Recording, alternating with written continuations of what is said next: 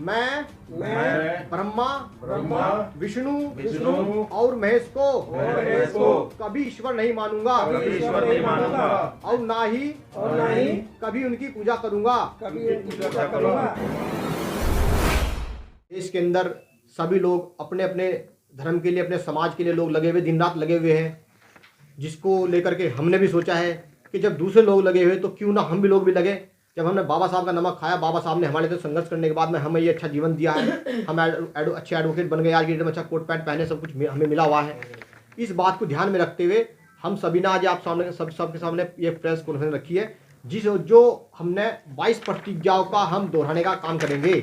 जो बाबा साहब अम्बेडकर 67 ईयर्स पहले इस देश के अंदर, इस देश के बहुजनों को, SC ST OBC के लोगों को देखे गए थे कि भैया तुम्हें इस सिद्धांत को मानना है, लेकिन पिछले 67 सालों से समाज के लोगों ने इन पर प्रॉपर तरीके से काम नहीं किया। अगर 67 साल तक काम करते तो शायद ये प्रतिज्ञा हमारा होने वाला बच्चा भी समझ जाता कि क्या है मिशन हमारा।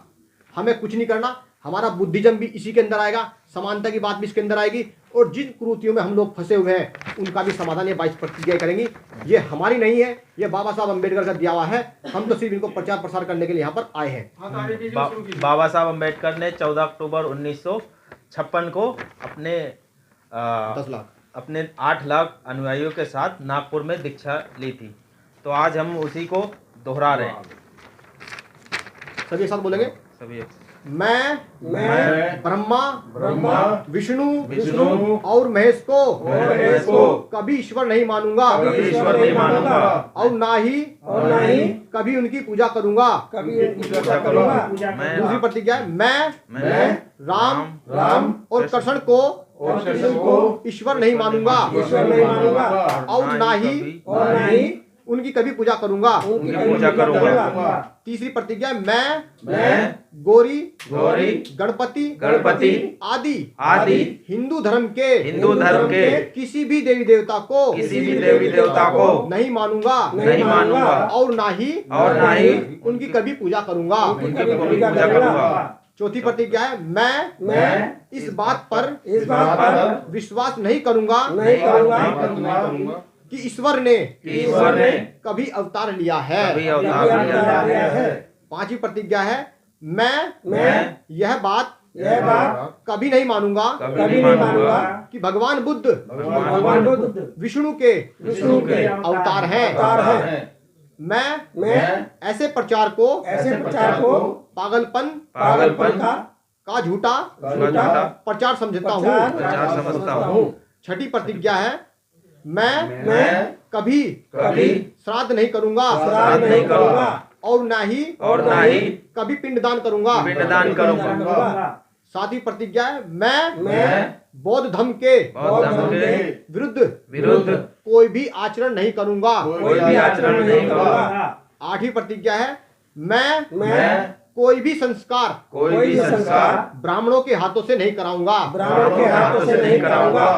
नौवीं है, मैं इस सिद्धांत को मानूंगा कि सभी मनुष्य एक समान है।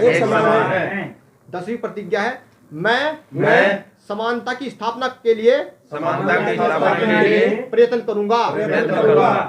11वीं प्रतिज्ञा है, मैं भगवान बुद्ध के अष्टांगिक मार्ग पूर्ण रूप से पालन करूंगा।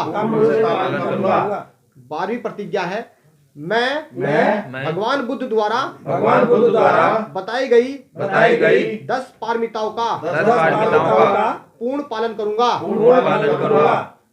13वीं प्रतिज्ञा है, मैं प्राणी मात्र पर दया रखूंगा और उनका लालन पालन करूंगा। 14वीं प्रतिज्ञा है, मैं कभी चोरी नहीं करूंगा।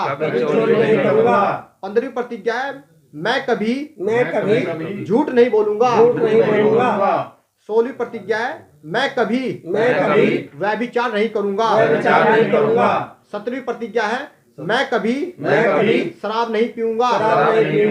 18वीं प्रतिज्ञा है, मैं अपने जीवन को बौद्ध धर्म के तीन तत्व यानी ज्ञानशील करुणा के अनुरूप ढालने का प्रयत्न करूंगा।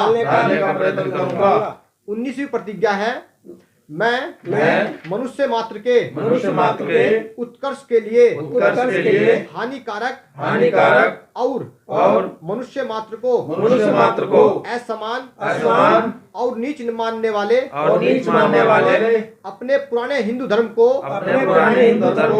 पूरी तरह से त्याग करता हूँ और बौद्ध धर्म को स्वीकार करता हूँ। 20वीं प्रतिज्ञा है, मैं पूर्ण रूप से विश्वास करता हूँ कि बौद्ध धर्म ही सद्धर्म है।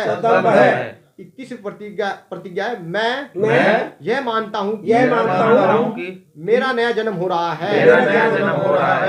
22वीं प्रतिज्ञा है, मैं यह पवित्र प्रतिज्ञा करता हूँ कि आज से मैं बौद्ध धर्म की शिक्षाओं के अनुसार ही आचरण करूंगा।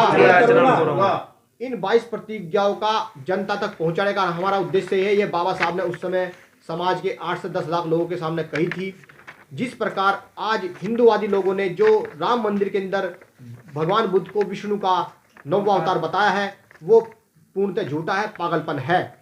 हमें समाज को अपने इन प्रतिज्ञाओं को अगर हम सही तरह पहुंचा दें, हमारा समाज आज की डेट में मन नशे में बहुत ज़्यादा लिप्त है।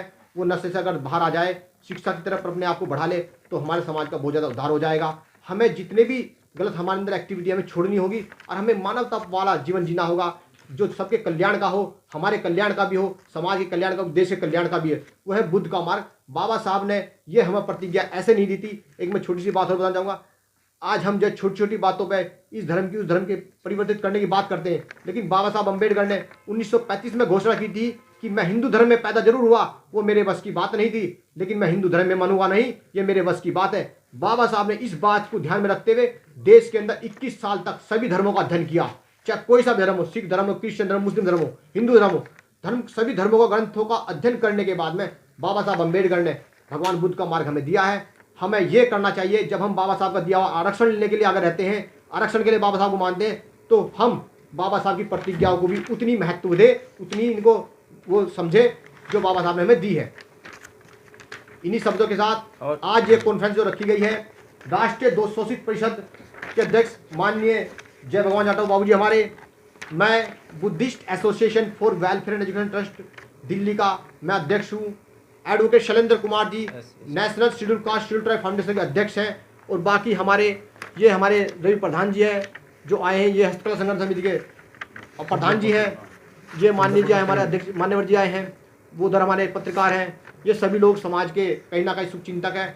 आज हम लोगों ने शुरुआत की है, ये कंटिन्यू शुरुआत चलती रहेगी और हम इस कॉन्फ्रेंस को हर 15 दिन में कॉन्फ्रेंस रखेंगे हम लोग। और जब तक समाज में जागरूकता नहीं फैलेगी, हम कंटिन्यूसली बाबा साहब के संदेश को भेजते रहेंगे। ये हमारा संदेश नहीं है, बाबा साहब का दिया हुआ संदेश है, इसमें हमारा कोई भी एक शब्द नहीं है।